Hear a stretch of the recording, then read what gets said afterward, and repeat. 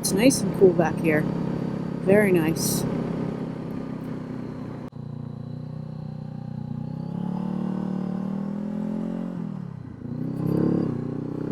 That was really sharp and steep. Nice.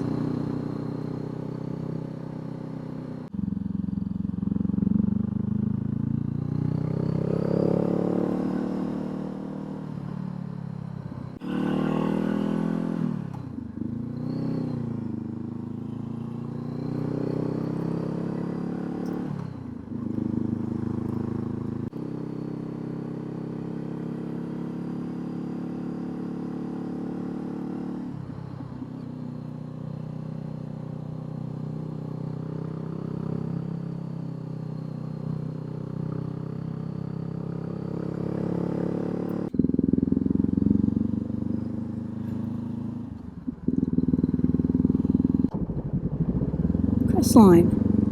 Alright, I didn't know I was going to Crestline today.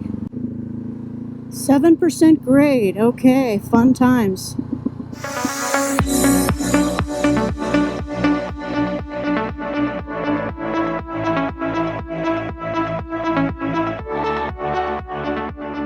It is a beautiful morning here in Southern California, and I'm out here early in hopes of beating the heat. The forecast called for temperatures in the 90s, probably the upper 90s today.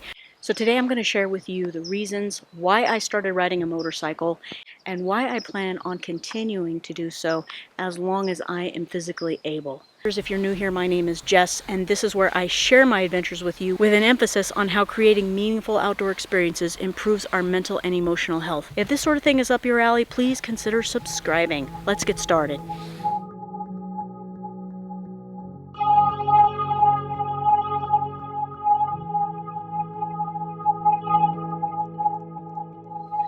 I got the itch to start riding motorcycles in 2002-ish, and I had this great idea I shared with my husband at the time. Hey, I think when we retire, we should get his and her Harleys.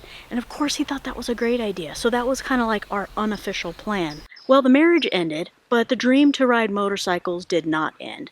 And the marriage ending is actually a good thing because I am very happily remarried now. So I went years and years, not really thinking about the motorcycle thing. In 2008, I was stationed in Iraq, and it was at that time that I started to really get that itch to ride again. I started talking to my friends that rode and started doing a lot of research, and I was determined that when I got back to the States, I was going to buy myself a Harley-Davidson motorcycle. So at the time, I thought for sure that a Harley-Davidson Sportster was perfect for me.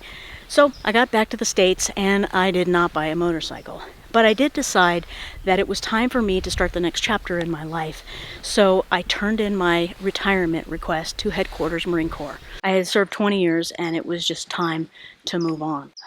A few months before I actually retired, I decided now was the time. Even though I was not married, I was determined to get my Harley-Davidson anyway. So in 2009, right before I retired from the Corps, I knew that now was the time that I was going to buy my motorcycle.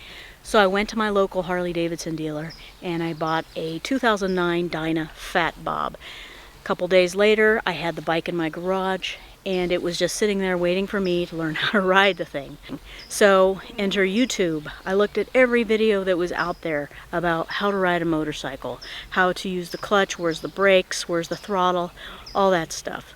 So after getting my learner's permit at the DMV, I rolled that big boy out on the street and just prayed that none of my neighbors were watching. And somehow I got that thing started and just rolled it around the block. And then I took it into the neighborhood, and then I took it into the next neighborhood, and pretty soon I felt like I could legitimately ride a motorcycle now. So I had signed up for the Motorcycle Safety Foundation course on Camp Pendleton here in Southern California, and so I was able to ride to and from that course. I took the course, passed it, and never once dropped my bike during the course by some miracle. Looking back now, it seems really crazy, and I kind of wonder how I mustered up so much courage to do so. I mean, I really should have learned on a smaller, lighter, more manageable motorcycle. So over the years, after I learned how to ride the motorcycle and got my license, there were seasons where I just didn't ride at all. I wasn't really doing life very well at the time, so the bike would sit in the garage. And then when I did ride it, I didn't really have a whole lot of confidence on it because I just didn't have the practice that I really needed. When things in my life started looking up, I joined my local American Legion chapter. It was there that I really learned a lot as far as, you know, not only riding my motorcycle, but I was learning how to be vulnerable again and to let people into my life. And, you know, I will forever cherish the friendships that I made when I was involved with them. A couple years later, I was working in the public safety department of a major resort and casino, and a bunch of my colleagues rode dual sports and adventure bikes, and that was really like not my thing. I was totally a Harley girl, and you know, Harleys rule, that sort of thing. But I started getting jealous of all their adventures, and I'm like, oh man, I wish I could do that. That looks so much fun. I've always enjoyed camping and everything, and just camping off the bike just sounded like so adventurous and fun to me. So hence why I am now riding my Honda. So basically, riding motorcycles really changed me. I will ride motorcycles as long as I am physically able to ride motorcycles. Riding helped bring me back to life. Previously, I had been going through some terribly dark times and pretty much had checked out. When I ride, it makes me reflect on how amazing my life is right now compared to what it was before. It stirs up this immense sense of gratitude and awakening to what life can be and is with a healthy mindset. So if you stuck with me until the end, thank you so much for watching. And if you haven't done so already and you found value in this video, please consider subscribing and hit that thumbs up. Put any comments you may have in the section below. And if you haven't checked out my video from last week, the link will be right up there. In that video, I share with you the top 3 essential items that I carry on my bike at all times, no matter what.